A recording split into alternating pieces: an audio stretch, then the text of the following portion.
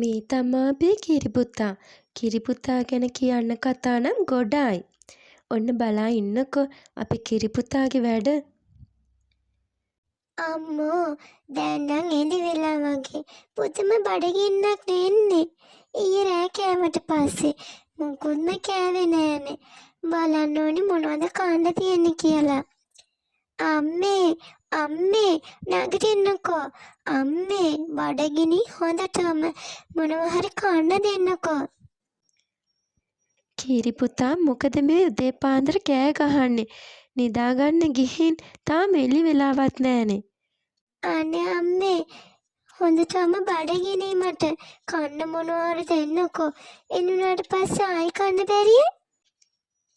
අනේ ඇත්තටම මේ කිරිපුතාගෙන් තියෙන වදයක්. යංක කුස්සියට මොනවා හරි දෙන්න.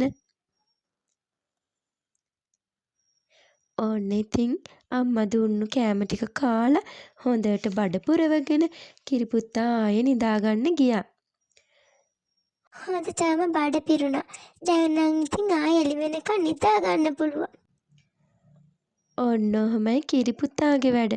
කෑමවලට පුදුම කෑදරකමක් තමා තියෙන්නේ.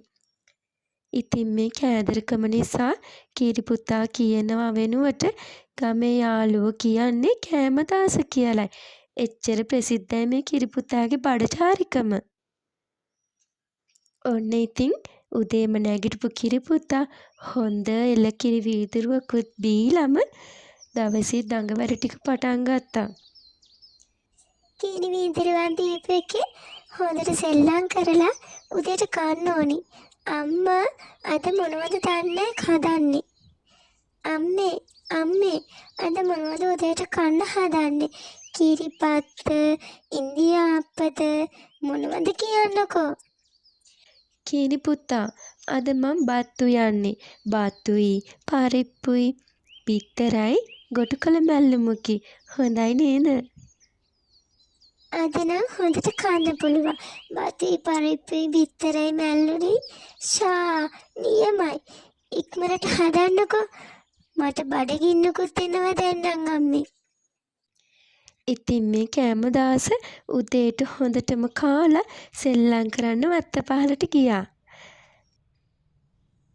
ඔන්න ඉතින් ඔය විදිහට දවස් ගෙවිලා ගියා. කිරිපුතාගේ උපන්දිනෙත් ලඟ වුණා. ඒත් කිරිපුතාට මතක නැහැ උපන්දිනේ දවස. හාමිනේ කිරිපුතාගේ උපන්දිනේත් ළඟ එනවා නේද? අපිට මොනවා හරි කරන්න වෙයි මේ සැරේ නම්. ඔව් අපේ මහත්තයා අපි හොඳ කේක් ගෙඩියක් ගෙනල්ලා කපමු. කිරිපුතා ගොඩාක් සතුටු වෙයි. අපි කිරිපුතාට කියන්නේ නැතිව හොරෙන්ම ගෙනත් තියලා උපන්දිනේ දවසේ රෑ 12ට ඇහැරවමු. එතකොට කිරිපුතා ගොඩක් පුදුම වෙයි. ඒක නම් හොඳයි යාමිනේ. කිරිපුතා ගොඩක් සතුටු වෙයි අපි එහෙම කරොත් නම්. ඉතින් ඔන්න උපන්දිනේ දවස උදා වුණා. කිරිපුතාගේ තාත්තා කඩමණ්ඩියට ගිහින් ලොකු කේක් ගෙඩියකුයි කෙසෙල් ඇවිරයකුයි ගෙනත් හංගලා තිබ්බා. කිරිපුතා රෑට හොඳට කාලා නිදාගන්න ඇඳට ගියා.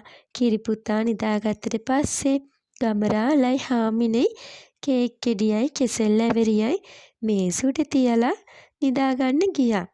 කිරිපුතාට රෑ 12ට ඇහැරලා පුදුම කරවන්නේ මෙයාලා හිතාගෙන ඉන්නේ. නිදාගෙන ටික වෙලාවකින් හොඳ බඩගින්නක් ඇවිල්ලා කිරිපුතාට ඇහැරුණා. අම්මෝ හොඳටම බඩගිනි. ඇඟට පණක් නෑ වගේ. මොනවා හරි කන්න තිබ්බනම් හොඳයි. බලන්න ඕනි ගිහින්. අම්මට කතා කරලා නම් බැනුම් අහන්න වෙයි. හොරෙන්ම ගිහින් බලන්න ඕනි මොනවද තියෙන්නේ කියලා. මොනවද මේ මේසුඩි වහලා තියෙන්නේ? බලමු. මම නිදාගන්න කලින් නම් මේකට මුකුත් තිබුණේ නෑනේ. මගේ වාසනාව තමයි කේක් ගෙඩියක් නේද මේ? කේකුයි කෙසෙලුයි නියමයිනේ. කෙසෙල් ගෙඩියකුයි කේක් කැලකුයි කෑවට කමක් නෑනේ. මේ තව ගොඩක් තියෙන්නේ. ෂා පුදුම රසන්නේ මේ කේක්. තව කෑල්ලක් කෑවට කමක් නැතිවි. තව එකක් කනවා. ඔය විදිහට එක එක කාලා මුළු කේක් ගෙඩියම කෑවා. කෙසෙල් ඇවිරියත් ඉවර කළා. ඊට පස්සේ ඇඳට ගිහින් හොඳට නිදාගත්තා. කිරිපුතා කිරි පුතා නැගිටින්න අද ආගේ උපන්දිනේ නැගිටලා එන්නකෝ. මොනවා? අද මගේ උපන්දිනේද? මට මතක නැති වුණානේ. ඇයි අම්මේ මට සාලෙට එන්න කියන්නේ? මෙහෙම කියපු කිරි පුතා සාලෙට ගියා. Happy birthday to you. Happy birthday to you. Happy birthday අපේ කිරි පුතා. Happy birthday to you. මෙහෙම කියලා කිරි පුතාගේ අම්මා කේක් ගෙඩිය වහලා තිබුණු වට්ටිය ඉස්සුවා. අනේ වට්ටිය යට තිබුණු කෙසෙල් එලි ටිකයි කේක් එක ඔතලා තිබුණු කොළ ටිකයි විතරයි. දෙන්නටම තේරුණා මොකද වෙලා තියෙන්නේ කියලා. දෙන්නම කිරි පුතා දිහා බැලුවා. කිරි පුතා ලැජ්ජාවෙන් බිම බලාගත්තා. හාමිනේ කිරි පුතා පුදුම කරන්න ගිහින් අපි නේද පුදුම වුනේ. අනේ අම්මේ මට හොඳටම බඩගින්නක් ආවා. මං ඉතින් කේක් කෑල්ලකුයි කෙසෙල් ගෙඩියකුයි කෑවා. රස වැඩි නිසා ඔක්කොම දාන්නෙම නැතුව කෑවුණානේ. අම්මේ උපන්දිනේ නිසා හෙට උදේට කිරිබත් ටිකක් ඇදගොත් හොඳයි නේද? කොට දවසකින් කෑවෙත් නෑනේ කිරිබත්. හොඳයි. දැන් ගිහින් නිදා ගන්නකෝ. මං උදේට හදලා දෙන්නම් කිරිබත්.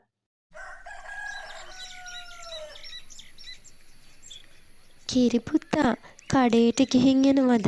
හාල් ටික්කුයි පරිප්පු ටික්කුයි ගේන්න ඕනි. මෙන්න මේ සල්ලිත් හොඳට පරිස්සම් කරගෙන යන්න. නැති කරගන්න එපා. ගේ හරියටම තියෙන්නේ ඔය සල්ලි ටික විතරයි. තේරුණාද? හා අම්මේ මං ගේන්නම්. මෙහෙම කියපු කිරි පුතා කඩේට යන්න පිටත් වුණා. කඩේට යන අතරමඟ කෑම පුරවපු කරත්තයක් මග නතර කරලා තිබුණා. එන්න මේ රස කෑම කන්න එන්න. මේ සමෝස රසම රසයි. එන්න කන්න. දාතම සුවඳ කරමි කෑම කරත්තේ කෑම වලින් පුරවලයි තිබුණේ. මේ කෑමවල තියෙන සුවඳ මොනවා හරි කන්නමයි හිතෙන්නේ. අම්මා බඩු ගෙන දීපු සල්ලි විතරයිනේ තියෙන්නේ. මොකද කරන්නේ? කිරි පුතාට අම්මා කියපු දේවල් අමතක වුණා. කෑම ටික දැක්කම අත්තේ තිබුණු සල්ලි ටික දීලා මේ කෑම දාස හර කරත්තේ තිබුණු කෑම රසයි කෑවා. නේද පුතේ මගේ කෑම? ඔව් මාමි හරිම රසයි. මේ අවසාන රුපියලත් අරගෙන මට සමෝසා එකක් දෙන්නකෝ. අනේ ඉතින් මේ කෑම දාස අම්මගේ සල්ලි ඔක්කොම ඉවර කරලා ආපහු ගෙදර යන්න පිටත් වුණා. අම්මට කියනවා සල්ලි නැති වුණා කියලා. නැත්නම් මට බැනුම් අහන්නයි වෙන්නේ.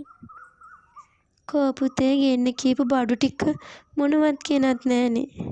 අනේ අම්මේ සල්ලි නැති වුණානේ. මං හැමතැනම එව්වා. ඒත් නෑනේ.